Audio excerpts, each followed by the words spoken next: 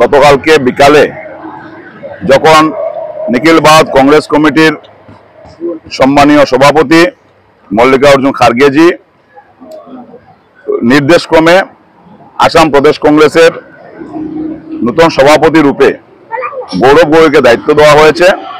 সেটা একটা আসামের রাজনৈতিকের জন্য এটা একটা ঐতিহাসিক দিন। যে গৌরব গগৈর মতো ব্যক্তিত্ব যুব প্রজন্মকে যেভাবে নিখিল ভারত কংগ্রেস কমিটি উনার উপর ভরসা করেছেন এবং সমগ্র আসামের মানুষ জাতি ধর্ম বর্ণ নির্বিশেষে সবাই গৌরব গগৈর নেতৃত্বে আগামী 26 নির্বাচনে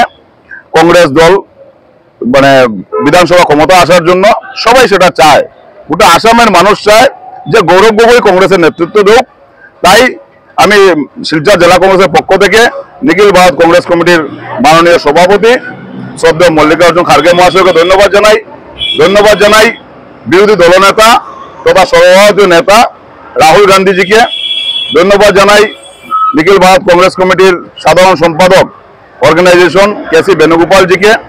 এবং নিখিল ভারত কংগ্রেস কমিটির সাধারণ সম্পাদক তথা আসামের তত্ত্বাবধায়ক জিতেন সিংজিকে এবং আসামের যিনি সম্পাদক আছেন নিখিল ভারত কংগ্রেস কমিটির সম্পাদক পৃথ্বীরাজ সাথে মহাশয়কে, যে ওনারা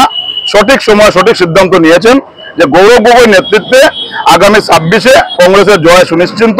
এবং কংগ্রেস আগামী 26 বিধানসভাতে কংগ্রেসের জয় জয়কার হবে গৌরব গগৈর নেতৃত্বে এবং গৌরব গগৈ মুখ্যমন্ত্রী হিসেবে আগামী 26 শপথ নেবেন। আজকে যেভাবে সমগ্র আসামের মানুষ গৌরব গগৈকে দায়িত্ব দেওয়ার সাথে সাথে কংগ্রেস কর্মীরা যেভাবে একটা অক্সিজেন পেয়েছে নতুন করে, যেভাবে কংগ্রেস দলের কর্মীদের মধ্যে উৎসাহ এসছে, আমরা নিশ্চিন্ত যে আগামী 26 গৌরব গগৈর নেতৃত্বে আসামে কংগ্রেস দলের সরকার গঠন করবে। এবং কালকে গৌরব গগৈ এই যখন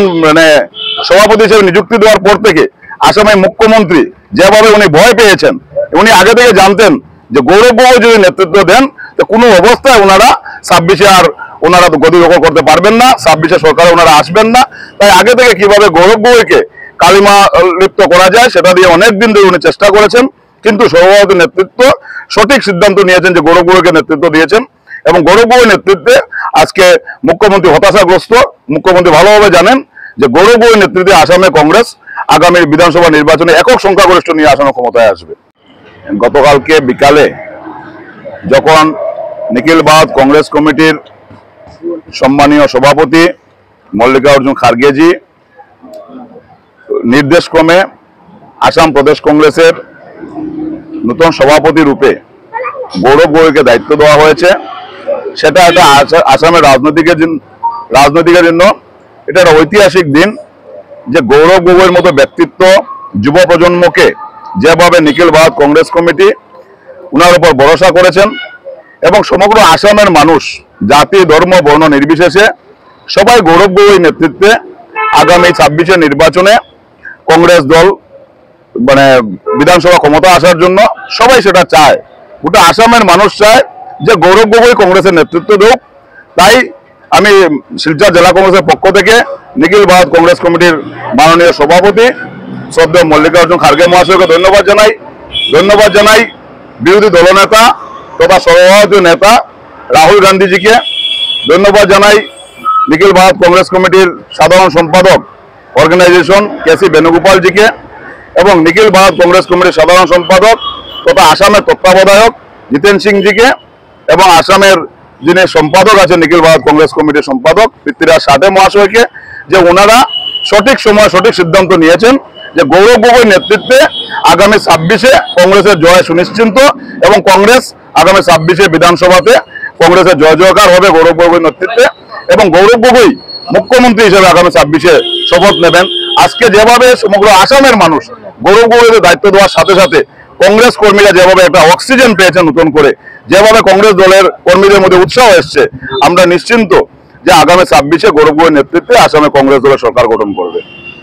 এবং কালকে গৌরব গগৈ এই যখন